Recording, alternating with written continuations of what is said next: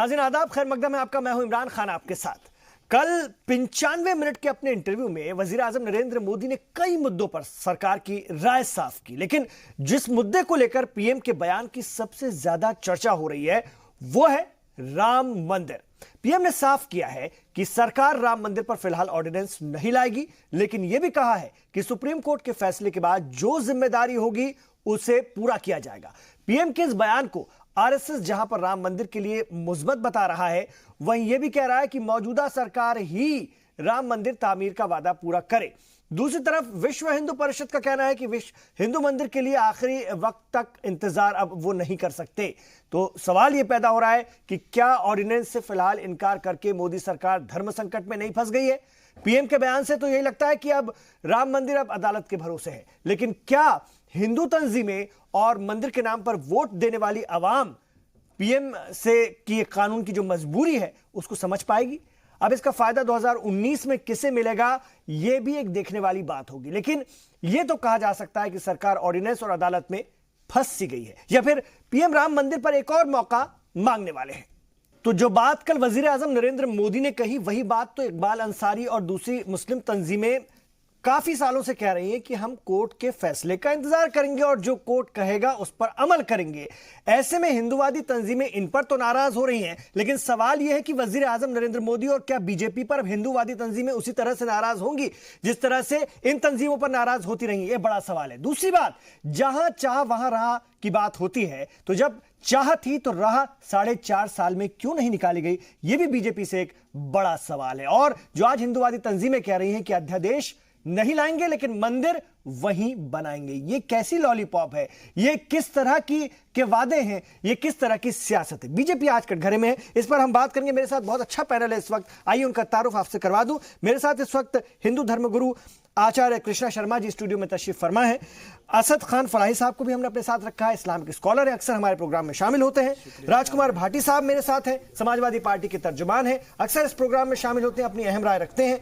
रोहित चहल साहब हैं, भारतीय जनता पार्टी के लीडर हैं, आज आप घेरे जाएंगे रोहित चहल साहब। और मेरे साथ घरेंद्र भारद्वाज जी हैं, मेरे साथ बैठे हुए हैं, कांग्रेस पार्टी के सीनियर लीडर हैं और बहुत अच्छी तरह से अपनी पार्टी का मौक़िफ़ रखते हैं। हमने न्यूज़ रूम से भाई राजीव रंजन जी को भी जोड़ा है, सुप्रीम कोर्ट के सीनियर एडवोकेट हैं, उनसे भी और कानूनी पहलुओं पर को जानने समझने की और सरकार की मजबूरियों को जानने समझने की कोशिश करेंगे, कानूनी जो तौर तरीके जिसमें हुकूमत फंसी सी नजर आ रही है। मैं सबसे पहले रुख करूंगा रोहित चहल साहब का। रोहित चहल साहब, आज संत समाज, आज हिंदुवादी तंजीमें आपके तरफ सवाल भरी नजरों से देख रही हैं और ये कह रही है कि अध्यादेश नहीं लाएंगे लेकिन मंदिर वहीं बनाएंगे। ये कैसी ठगी है? ये किस तरह का वादा है? ये किस तरह से 4.5 साल के बाद आप लोगों का मौकिफ है? लोग नाराज हैं। देखिए, भारतीय जनता पार्टी का स्टैंड तो बहुत पहले से क्लियर है कि जिस स्थान पर रामलला का जन्म हुआ है उसी स्थान पर भव्य राम मंदिर बनना चाहिए और भारतीय जनता पार्टी उसको लेकर कटिबद्ध है। संवैधानिक दायरे के अंदर राम मंदिर का निर्माण हो, जिस तरीके से कल प्रधानमंत्री जी ने भी कहा कि हम चाहते हैं कोर्ट इस पर तुरंत जल्द से जल्द इसकी सुनवाई करे और लगातार जिस तरीके से हम प्रयास होते रहे हैं कोर्ट के अंदर भी, और अब जाकर कोर्ट 4 तारीख को परसों जो ऐसी उम्मीद है कोर्ट से कि अब इस per day to day hearing शुरू हो जाएगी और जल्द से जल्द सुनवाई होगी। मंदिर के पक्ष में जिस हिसाब से 2010 में भी जो कोर्ट का निर्णय आया था, इलाहाबाद हाई कोर्ट का, मंदिर के पक्ष में आया था। और उसके बाद अगर प्रधानमंत्री जी की बात सुनी जाए तो उसमें एक और महत्वपूर्ण बात थी कि कोर्ट का जब निर्णय आ जाएगा उसके बाद तय करेंगे कि करना क्या है और सरकार को किस तरफ जाना है। तो हम अभी सारे ऑप्शंस खुले हुए हैं, एक बहुत महत्वपूर्ण बात यह भी है। दूसरी बात जहां तक है कि कांग्रेस पार्टी की है, तो कांग्रेस पार्टी और विपक्षी पार्टियां लगातार एक प्रयासरत है कि इस तरीके से सुनवाई को टाला जाए। कांग्रेस पार्टी 2007 के अंदर कोर्ट के अंदर हलफनामा देकर राम जी के अस्तित्व पे सवाल उठाती है। कोर्ट के अंदर हलफनामा कांग्रेस पार्टी देती है और कहती है कि राम जी है ही नहीं, राम जी के अस्तित्व पे सवाल उठाती है कांग्रेस पार्टी। कांग्रेस पार्टी के जो वकील हैं कपिल सिब्बल जी, वो कोर्ट में जाते हैं और राजीव धवन जी और कहते हैं कि सुनवाई को टाल देना चाहिए, सुनवाई अभी नहीं होनी चाहिए, 19 के बाद होना चाहिए, क्योंकि उनके लिए वो राजनीतिक विषय है। हमारे लिए आस्था से जुड़ा हुआ विषय, रामलला के जन्मस्थल का विषय। भारतीय जनता पार्टी चाहती है जल्द से जल्द 2017 की बात करें, कई सुनवाइयां हो गई उसके बाद।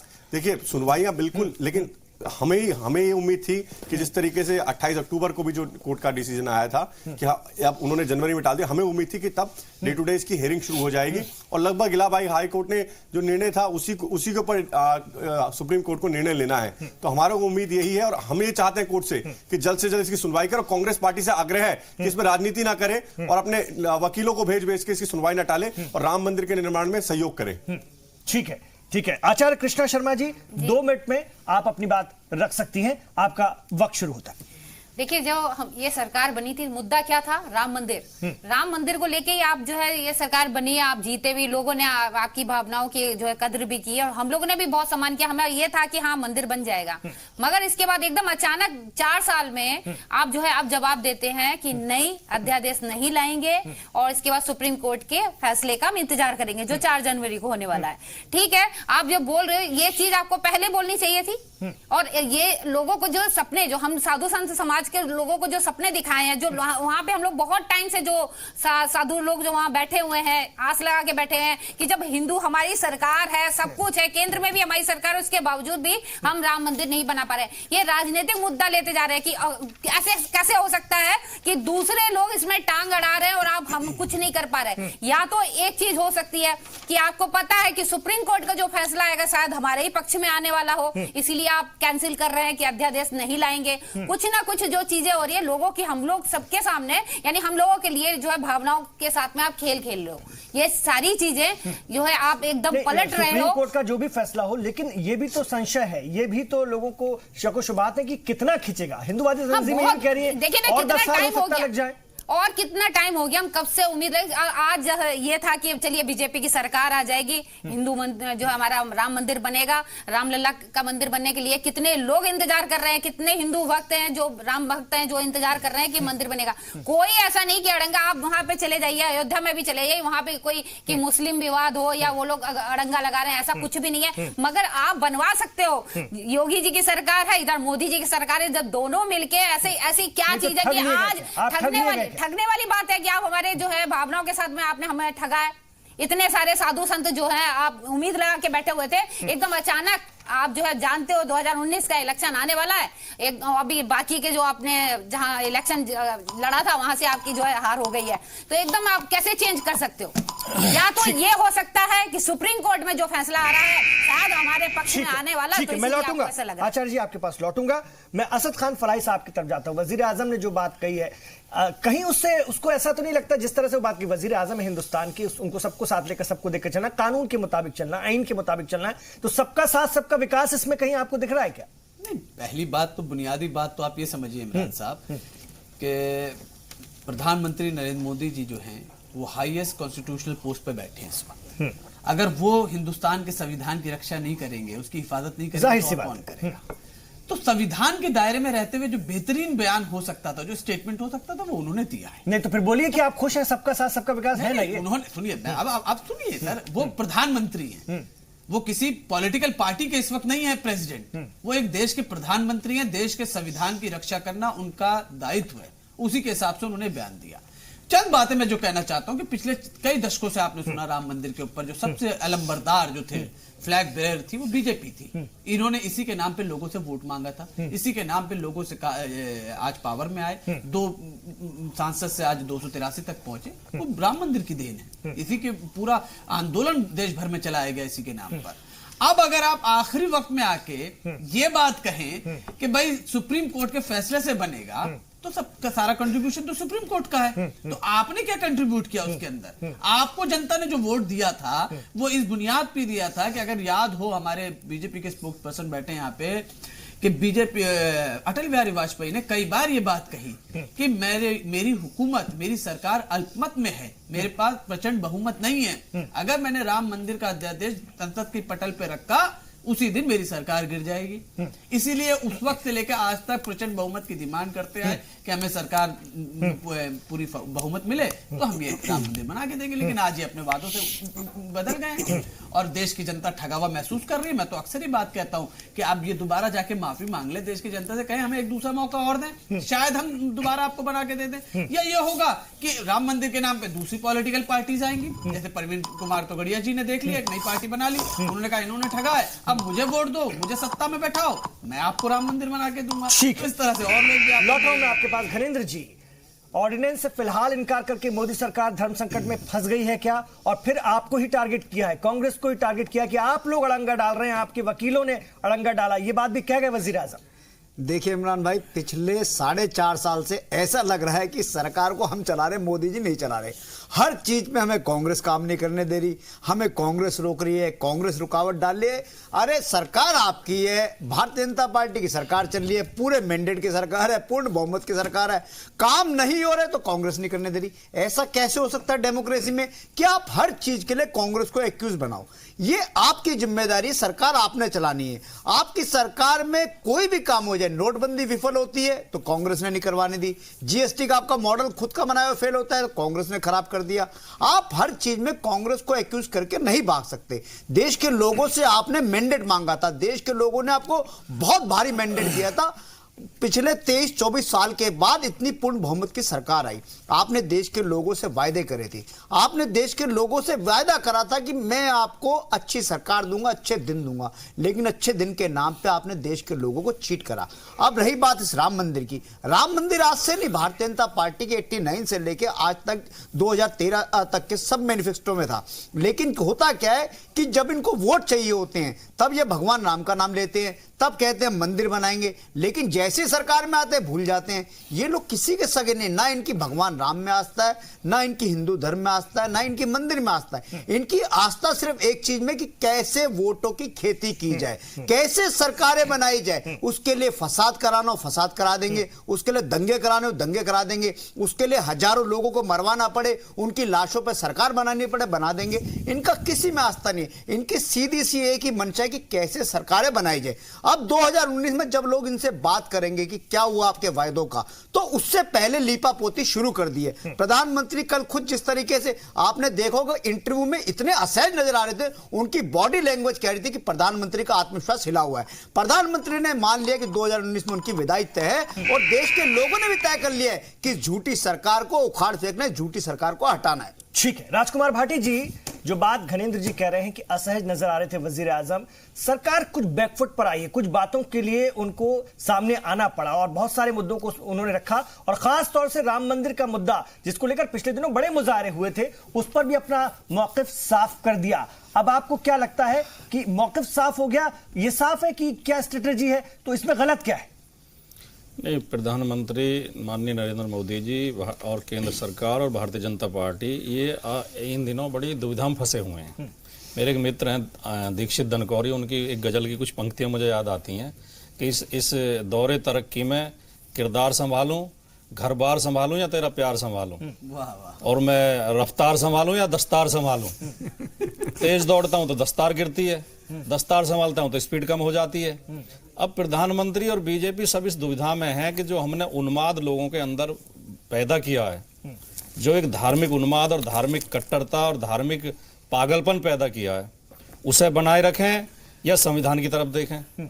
अब क्योंकि एक संवैधानिक पद पे बैठे हैं, देश के प्रधानमंत्री हैं, और कभी कभी ये भी सोचते होंगे अकेले में कि ये तो पद तो कुर्सी तो आती जाती रहती है, कुर्सी से तो हटना ही है, लेकिन इतिहास में क्या लिखा जाएगा कि जो आदमी 2014 से 2019 तक देश का प्रधानमंत्री रहा, उसका कार्यकाल कैसा रहा। तो ये सोचते होंगे कोई ऐसा दाग अपने ऊपर ना लगाऊं कि जिससे मैं संविधान विरोधी, कानून विरोधी, देश विरोधी प्रधानमंत्री गिना जाऊं। तो ये सोच के उन्होंने कहा होगा कि मैं सुप्रीम कोर्ट के निर्णय का इंतजार करूंगा, प्रतीक्षा करूंगा। लेकिन आपने एक बात पर गौर किया, फलाही जी ने भी शायद गौर नहीं किया, वो भी थोड़ी सी प्रशंसा कर गए। उन्होंने ये नहीं कहा कि सुप्रीम कोर्ट के फैसले को हम मानेंगे, केवल ये कहा कि प्रतीक्षा करेंगे, इंतजार करेंगे। ये भी कहें कि हम इस फैसले को मानेंगे, या रोहित चहल जी कहते हैं बैठे हैं बीजेपी के तरफ से, उसका प्रतिनिधित्व कर रहे हैं।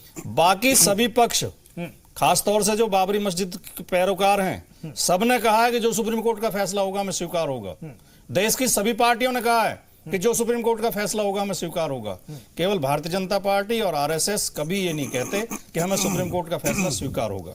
ये अपने आप को सुप्रीम कोर्ट से ऊपर समझते हैं, संविधान से ऊपर समझते हैं। कॉन्फिडेंस में कि फैसला उनके फेवर में आने वाला नहीं, ये कॉन्फिडेंस उनके पक्ष में आ जाए, हमें कोई ऐतराज नहीं है, हम कोई ऐतराज नहीं करेंगे, लेकिन ये कॉन्फिडेंस उन्हें क्यों है, किस कारण है, क्या ये सुप्रीम कोर्ट से ऊपर है? इसको भी जानने की कोशिश करूंगा आपके पास। राजीव रंजन जी की तरफ चलता हूं, इस वक्त स्टूडियो ने हमारे साथ न्यूज रूम से साथ में है। सुप्रीम कोर्ट के एडवोकेट हैं। वजीर आजम के धर्म संकट को आप कैसे समझेंगे? सीधे तौर पर उन्होंने कहा है कि हम ऐसा कोई ऑर्डिनेंस नहीं ला सकते जब तक कि कोर्ट अपना फैसला ना दे दे। ट्रिपल तलाक मसले को भी इससे इसका मवाजना किया गया, उन्होंने स्पष्ट कर दिया, साफ कर दिया। तो यही एक तरीका कार है, इसके अलावा और कोई विकल्प, कोई मुतबादिल है नहीं क्या? इमाम साहब, मैंने पहले भी आपको इस डिस्कशन में आपके टीवी के माध्यम से मैंने पूरे देश की जनता को बताया था, आपको भी बताया था कि जो ऑर्डिनेंस की बात चल रही थी, जिसमें पहले क्लियर किया था कि अभी इस स्टेज में ऑर्डिनेंस लाया नहीं जा सकता है जी, क्योंकि जो मामला सुप्रीम कोर्ट में है और सुप्रीम कोर्ट इस मामला को पूरे अध्ययन करने के बाद उसको डिसाइड करेगी।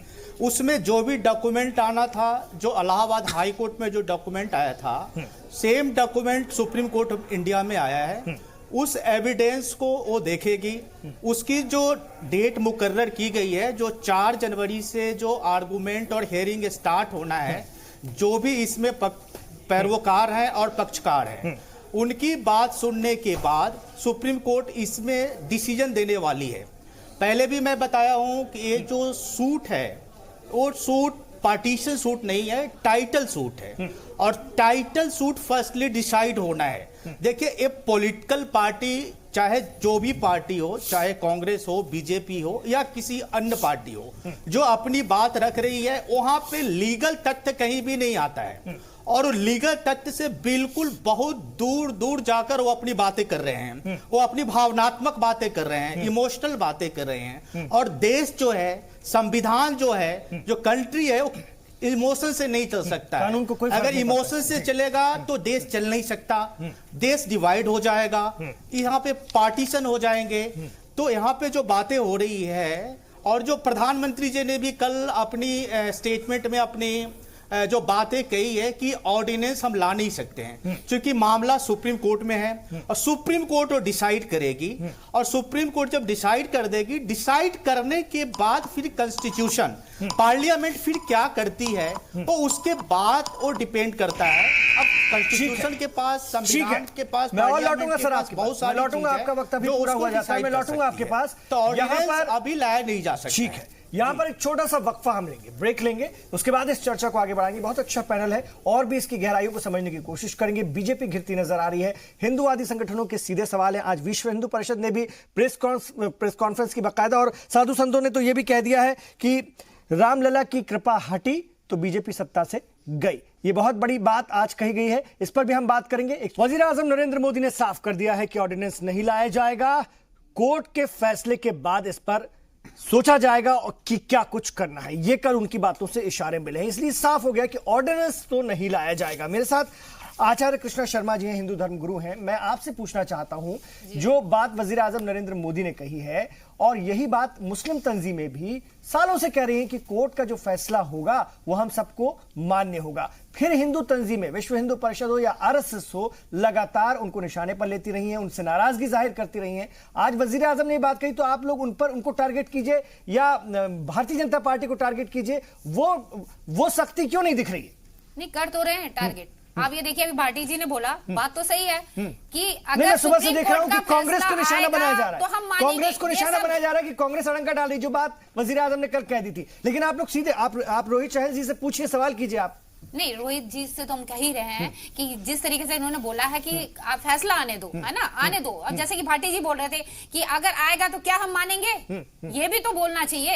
ये बोल देते तो इसके बाद जो है हम लोग को भी पता लग जाता कि हाँ, इनका क्या है, क्लियर क्या कहना चाहते हैं, ये सारी चीजें पता लग जाती। या तो मैंने आपको बताया, आपको पता है कि हमारे पक्ष में आने वाला, तो बात तो ये हो जाती है सुप्रीम कोर्ट ने करा। जब हम आपको आपके जो राम मंदिर के ही मुद्दे पे ही आपकी सरकार बनी थी, बीजेपी सरकार आई थी, क्योंकि हमारी भावना मंदिर से जुड़ी हुई है और आपने उस भावनाओं को ठगा है और उसके बाद आपकी सरकार जब बन गई, बहुत संजीदा इल्जाम रोहित जी, आपने इनके जज्बातों को, इनकी भावनाओं को ठगा है।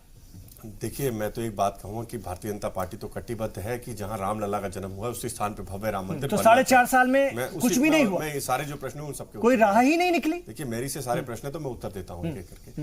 देखिए, जो भी मैं सुन रहा था उन्होंने जिस लंबित है और हम चाहते हैं सर, कब नहीं था मुझे ये बता दीजिए। डे टू डे इस पे कब नहीं था, कब नहीं था सर, फलाई जी सुन लीजिए, कब नहीं था। डे टू डे इस पे प्रॉब्लम की देखिए, आपका ये लेम एक्सक्यूज है रोहित जी, ये लेम एक्सक्यूज है बिल्कुल, ये बिल्कुल भी नहीं चल सकता। देखिए, अभी आप कह रहे थे मोदी जी की तारीफ कर रहे थे और आज मुझे तो बड़ा अच्छा लगा कि आपके मुंह से मोदी जी की तारीफ सुनते हैं। मैं हर अच्छी चीज की तारीफ करता हूं, मैं हर अच्छी चीज की तारीफ करता हूं, मैं हर गलत चीज को गलत बोलता हूं। नहीं, देखिए एक बात बताइए, आप मुझे एक बात बताइए, आप आज भी सत्ता में बैठकर विपक्ष वाली भाषा कैसे प्रयोग कर सकते हैं कि कांग्रेस नहीं करने दे रही, सपा नहीं करने दे रही, बसपा नहीं। जब आप विपक्ष में बैठे हुए थे तो ये कहते थे कि ये लोग नहीं चाहते बनाना। सुनिए तो पूरी बात कंप्लीट सुनिए।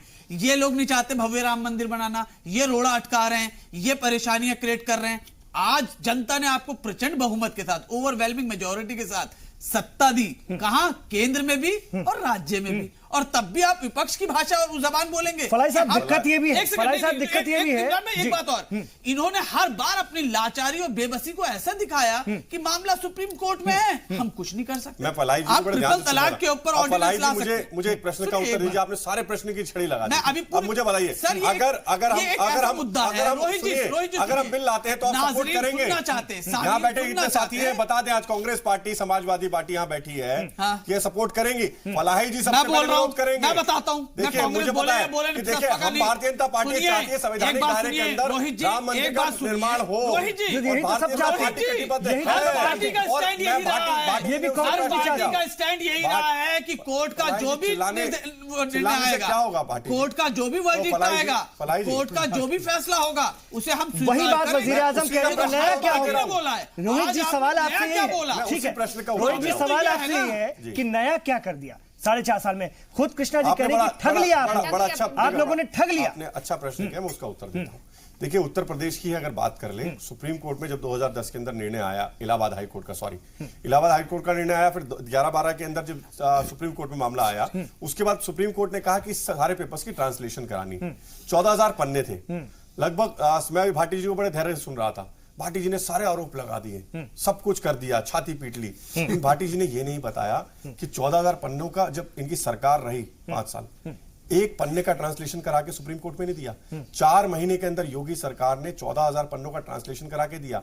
भाटी जी ने सारी हमारे ऊपर आरोप लगा दिया, लेकिन हम कटिबद्ध हैं, हम तो कह रहे हैं संवैधानिक दायरे के अंदर होना चाहिए। लेकिन एक और महत्वपूर्ण बात कहूंगा, बिना ट्रांसलेशन के हाई कोर्ट ने उस फैसले को दे दिया था 2010 में। आप मुझे ये बताइए, आप मुझे एक बात बताइए रोहित जी, इलॉजिकल बात है कि बिना ट्रांसलेशन के हाई कोर्ट ने वो फैसला सुना दिया। मेरी सारी बातें लॉजिकल हैं, आज आपको सारी बातें लॉजिकल लगेंगी, बट मैं एक छोटी सी बात कह रहा हूं। देखिए, मैं ये बात कहता हूं कि अगर परसों कोर्ट के अंदर तय होना है कि डे टू डे हियरिंग होगी नहीं होगी, क्या होगा, उसके बाद भारतीय जनता पार्टी और सरकार जो है वो अपना निर्णय लेगी। मोदी जी ने भी ये कहा ना, कोर्ट का निर्णय आता है। लेकिन आप अपने मैनिफेस्टो में 2-4 लाइन लिख करके, मैनिफेस्टो में 2 से 4 लाइन लिख करके देश के साथ में जज्बाती तौर पर धोखेबाजी क्यों करते हैं? कितना भी समाजवादी पार्टी स्वयं सेवकों राम भक्तों में गोलियां चलवा ले, विरोध किया ही नहीं है, भारतीय जनता पार्टी बनवाएगी। इन्होंने तो ये कहा कि हम तो कोर्ट का सम्मान करेंगे, मोदी जी से है और भारतीय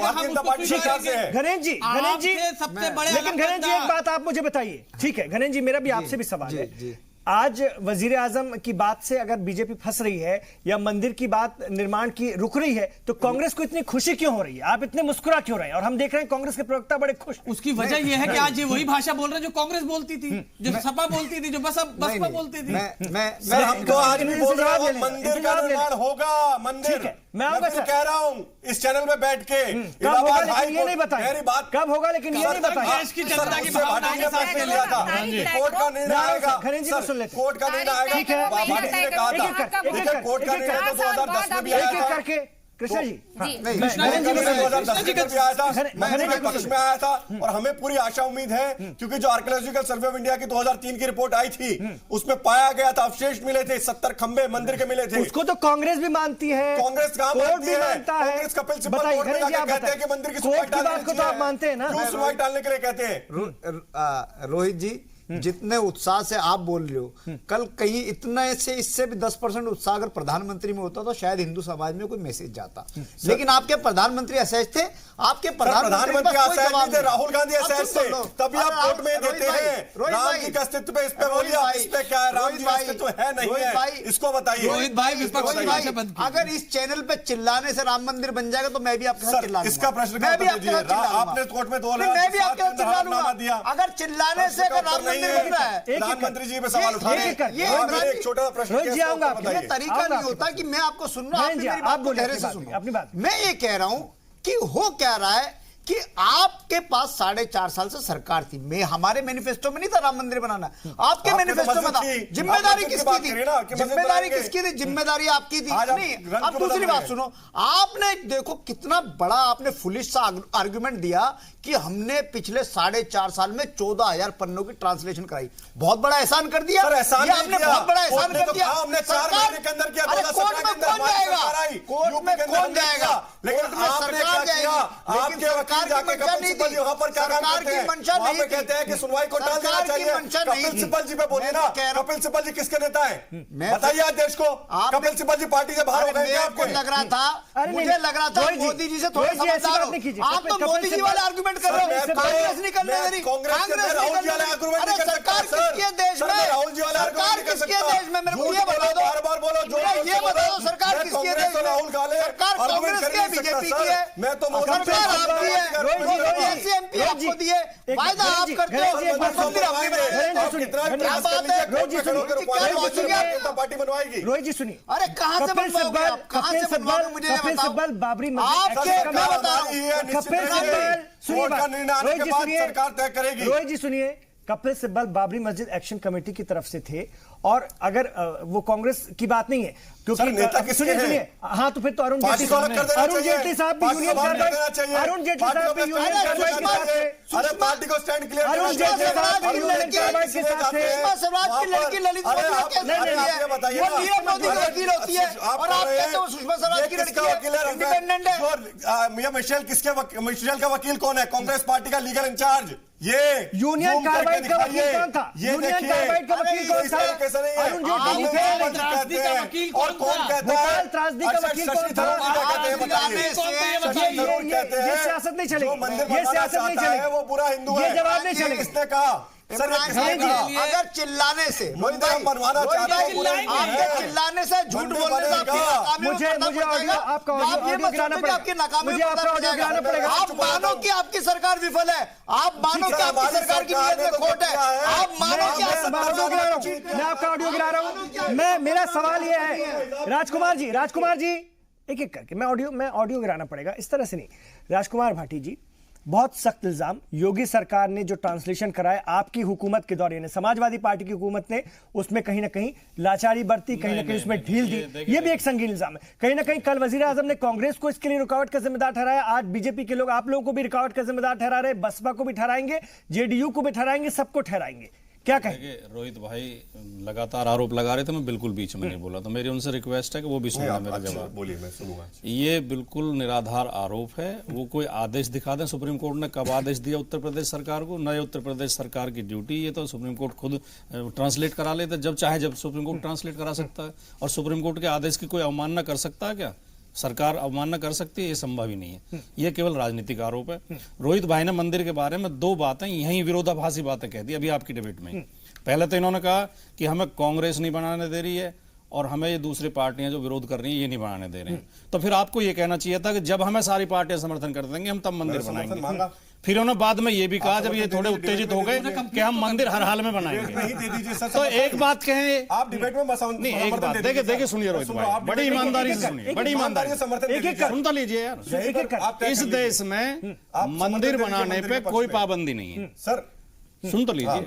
ना मस्जिद बनाने पे पाबंदी, ना गिरजाघर गुरुद्वारे बनाने पे पाबंदी है। इस देश में कोई भी धार्मिक, उसके पास जमीन होनी चाहिए, बिना विवाद की होनी चाहिए, अपनी होनी चाहिए, कहीं मंदिर बना लो आप।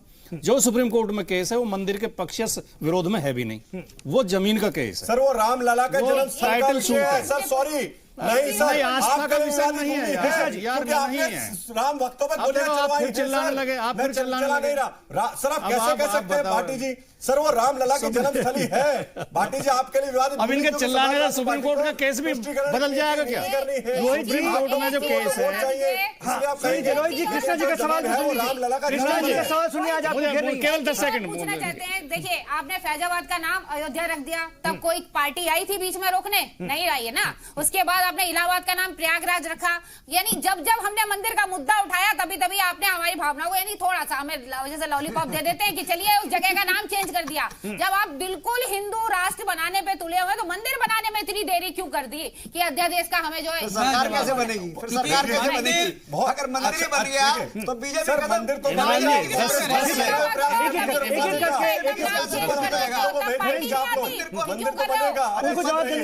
देखिए मेरी बात बीच में रह गई। मैं केवल कृष्णा जी को एक बात कहना चाहता हूँ। आप कह रहे हैं हमारी भावनाओं के साथ खिलवाड़ किया, धोखा किया, झूठ बोला। मैं आपको ये बता दूं, भारतीय जनता पार्टी के जो लोग हैं इनके बारे में एक 4 लाइन सुना दूंगा। 4 लाइनें आप एक एक आप बता दीजिए। रोहित जी सुनिए, पहले सुन लीजिए, मैं आप ही के पास आऊंगा, जवाब देने आप ही के पास आऊंगा। कृष्णा जी आपने गलत पे बैठ के कह रहे हैं कि वो विवादित भूमि का मुद्दा नहीं। अब ये एक्सपोज हो रहे हैं, ये चैनल पे एक्सपोज हो रहे हैं। एक्सपोज तो आप हो गए। ये आपकी हताशा दिखाई दे रही है, ट्रांसलेशन नहीं आपकी हताशा, आपकी कमजोरी दिखाई दे रही है। आप दूसरे सेवकों में, राम भक्तों में गोलियां चलवाते हैं। मैं चुप हो जाता हूं, मंदिर बनवाना है, मैं चुप हो जाता हूं। रोहित जी लेकिन ये दलाल सुनिए, ये दलील भारतीय जनता, मैं लौट रहा हूं सर, भारतीय ये दलील लौट रहा हूं आप दोनों के पास। ये दलील रोहित जी सुनिए, लॉजिक जवाब नहीं है। आज आप घिर चुके हैं, मत दो धनी जी सुनिए, रोहित जी आज आप घिर चुके हैं। और ये जो दलील है, ये जो दलील है, सुनिए, ये जो दलील है, आज उसको हिंदुस्तान का जो हिंदू समाज है वो मानने को अब तैयार नहीं है। आज जिस तरह से विश्व हिंदू परिषद ने आरएसएस ने अपनी बात रखी, वीएचपी ने प्रेस कॉन्फ्रेंस की, घिर रही है सरकार। बीजेपी को बहुत संजीदा जवाब देने की जरूरत है। अब दूसरों पर इल्जाम लगाने से काम नहीं चलने वाला है और ये वक्त बहुत कम है। इसलिए ये सवाल है कि सरकार क्या धर्म संकट में है। इस पर हम और बात करते हैं, और भी सवालात हैं, उन पर भी हम इसी इशू को लेकर गौर करेंगे।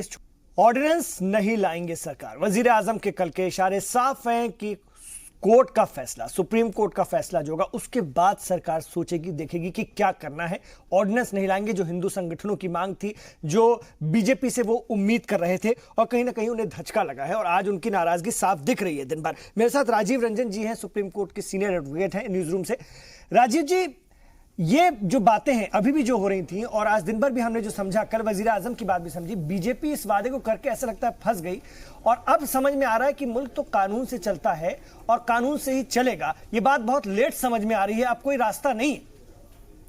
इमाम साहब, मैं बता दूं कि कल जो प्रधानमंत्री साहब ने जो अपना स्टेटमेंट दिया, उस स्टेटमेंट से क्लियर हो गया कि वो देश के प्रधानमंत्री है, किसी पार्टी के प्रधानमंत्री नहीं है। नंबर 1। लेकिन उनकी पार्टी को तो शर्मिंदगी होना शुरू हुई ना अब इसकी वजह से। नंबर 2 जो मैं बताना चाहता हूं कि उन्होंने अपनी इस स्टेटमेंट से देश के संविधान का सम्मान बढ़ाया है, भारत का जो उच्चतम न्यायालय है उसका सम्मान बढ़ाया है, और उन्होंने ये बात बताने की कोशिश की है कि देश में जो संविधान है, और संविधान ने ही उच्चतम न्यायालय को कंस्टिट्यूट किया है, बनाया है, और उच्चतम न्यायालय के पास अगर कोई प्रक्रिया पेंडिंग है तो उसके तहत अगर वो अपना कुछ ऑर्डिनेंस लाते हैं तो उसका सम्मान में कहीं ना कहीं कमी आएगी। उन्होंने लेकिन उन्होंने एक बात और ये भी नहीं कही है कि अगर सुप्रीम कोर्ट का फैसला जो भी आता है तो हम उसको मानेंगे। इसको कैसे देखें? नहीं, वो तो जाहिर सी बात है कि जब वो अपने प्रधानमंत्री साहब ये बता रहे हैं कि जब सुप्रीम कोर्ट का ऑर्डर आएगा, जजमेंट आएगा, जजमेंट आने के बाद फिर वो प्लान करेंगे कि क्या कर सकते हैं। वो अभी उस चीज को अगर वो नहीं बोल रहे हैं तो उनकी व्यक्तिगत मंशा हो सकती है।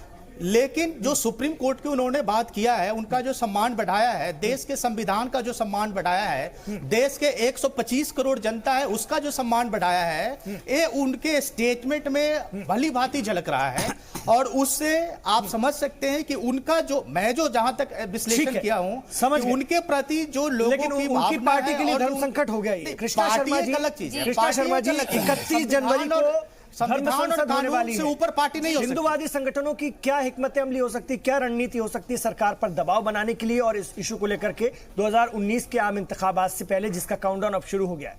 देखिए 4 जनवरी को तो सुप्रीम कोर्ट का फैसला आने ही वाला है। उसके बावजूद भी जो है बाकी जो है हम सरकार के ऊपर पूरा जो है हमारे साधु संत वगैरह सभी लोग दबाव बनाने की पूरी कोशिश करेंगे। जो बोला है वो आप करिए।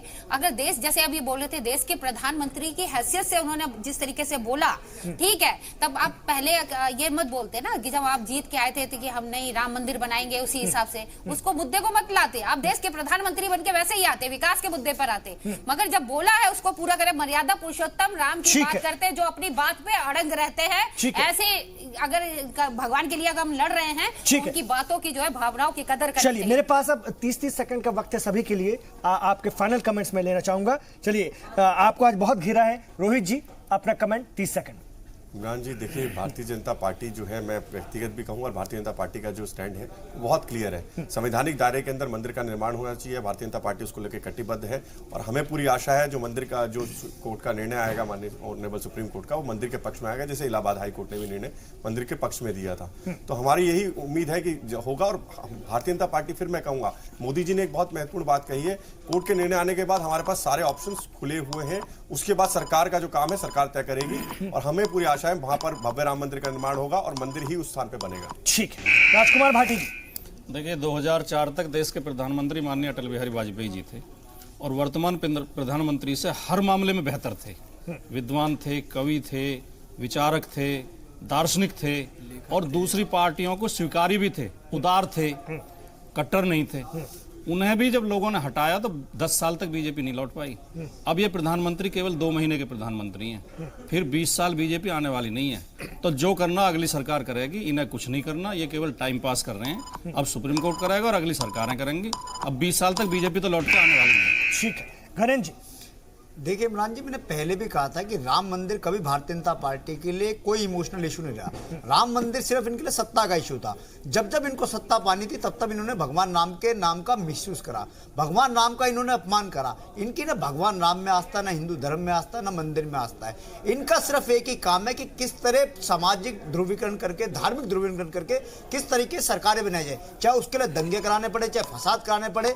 अब क्योंकि इनके पास 2019 में कोई मुद्दा नहीं है, इसलिए बार बार राम मंदिर के इश्यूज को ये लेके आ रहे हैं। लेकिन देश के लोग इनका चरित्र पहचान चुके हैं और देश के लोगों ने इनकी विदाई निश्चित कर दी है। 2019 में इनकी विदाई होने जा रही है। असद खान फलाई साहब, देखिए, ये बात समझने की है कि हिंदुस्तान संविधान से चलता है। ये कोई बनाना स्टेट नहीं है कि जिसकी मर्जी आई, जो दिल चाहा बोल दिया और सत्ता में आए और कर गए। आप जरूर सत्ता में आने के लिए कुछ भी लुभावने वादे कर दें और कुछ भी कर लें, लेकिन जब आप कानून बनाएंगे और आप इस देश को चलाएंगे तो संविधान के हिसाब से चलाना पड़ेगा। यही वजह है कि दूसरी पॉलिटिकल पार्टीज ने कभी वादा नहीं किया अपने मैनिफेस्टो में कि हम राम मंदिर का निर्माण करेंगे या बाबरी मस्जिद का निर्माण करेंगे। उन्होंने कहा कि कोर्ट का जो भी फैसला होगा हम वो स्वीकारेंगे। ये आज फंस गए हैं। अब इनके लिए गले की हड्डी बन गई है, ना तो इनसे निकला जा रहा है ना निकला जा रहा है। ठीक है, आचार्य कृष्णा शर्मा जी। बिल्कुल, जो बोला है, जो वादा किया है, वो अपने वादे को निभाए और अच्छा रहेगा कि लोगों के दिलो दिमाग में जो आपने डाला है कि राम मंदिर बनना है, उस वादे को पूरा करके लोगों के दिलो दिमाग में अपनी जगह फिर से बनाए तो बेहतर रहेगा। वरना जो है कोई वादा ना करें। मर्यादा पुरुषोत्तम राम की जिस तरीके से हम बात करते हैं, तो मर्यादा में रह के उनके जो नेता लोग हैं वो भी ऐसे ही बातें करें तो अच्छा रहेगा और लोगों के भावनाओं के साथ में ना खेलें, लोगों के जज्बातों से बीजेपी ना खेले, ये इंतबाह जरूर दे रहे हैं साधु संत और बाकी दूसरी तंजीमें। तो पीएम के बयान से तो ये लगता है कि राम मंदिर अब अदालत के भरोसे है, लेकिन क्या हिंदू तंजीमें और मंदिर के नाम पर वोट देने वाली आवाम पीएम की कानूनी मजबूरी को समझ पाएगी? आगे आने वाले दिनों में समझ में आएगा। और क्या इस पर कोई जल्दी फैसला अगर आता है तो सरकार का स्टैंड क्या होगा, ये भी देखने वाली बात होगी। और मैं एक बार चलता हूं फिर राजीव रंजन जी की तरफ, उनसे भी हम 30 सेकंड में उनका मौक़िफ़ लेंगे। जी राजीव जी। हेलो। हाँ, आपका फाइनल कमेंट सर। जी, मैं आपको बताना चाहूँगा इमाम साहब जी सलाम के माध्यम से कि जो अभी प्रक्रिया अपनाई जा रही है और जो सुप्रीम कोर्ट में अब सुनवाई 4 जनवरी से स्टार्ट होने वाली है, वो स्टार्ट होने के बाद जो डिसीजन आता है, उस डिसीजन के बाद जो इनका जो इसमें पैरोकार है उनके पास 3 स्टेज होता है। 3 स्टेज में रिव्यू का है, क्यूरेटिव का है। अब जो भी उसमें पार्टी है, अब वो क्या करना चाहते हैं, अगर रिव्यू फाइल करना चाहते हैं, क्यूरेटिव फाइल करना चाहते हैं या उसको एक्सेप्ट करना चाहते हैं, तो अकॉर्डिंगली वो करेंगे। और इससे क्या होगा कि ये हमारे जो कानूनी प्रक्रिया है, जो ऑर्डिनेंस की बात चल रही है, वो तो अब आना नहीं है, क्योंकि माननीय प्रधानमंत्री जी ने भी अपनी बात जाहिर कर दी है। और इससे मैं बता देना चाहता हूं कि जो सुप्रीम कोर्ट का सम्मान और देश के 125 करोड़ जनता का जो सम्मान बढ़ा है, वजीर आजम तो ने अपनी जिम्मेदारी निभा दी है, ये बात है। है। तो सरकार ऑर्डिनेंस और अदालत में एक तरह से फंस गई है, या फिर पीएम राम मंदिर पर एक और मौका मांगने वाले हैं, ये बहुत अहम बात है। देखना दिलचस्प होगा आगे आने वाले दिनों में इसको लेकर के क्या कुछ नए बदलाव आते हैं और सरकार का कदम अगला क्या होता है। बहुत शुक्रिया आप तमाम लोगों का इस पर अहम बातचीत करने के लिए। बड़ी गर्मा गर्म बहस रही और इस मुद्दे पर अक्सर होती ही है। आज बीजेपी को ज्यादा घेरा गया और आज सुबह से हम देख रहे हैं कि बीजेपी ज्यादा घेर रही है। बहुत अहम बात है। तो नाज़रीन, इस प्रोग्राम में शामिल होने के लिए आपका भी बहुत शुक्रिया। देखते रहिए जी सलाम।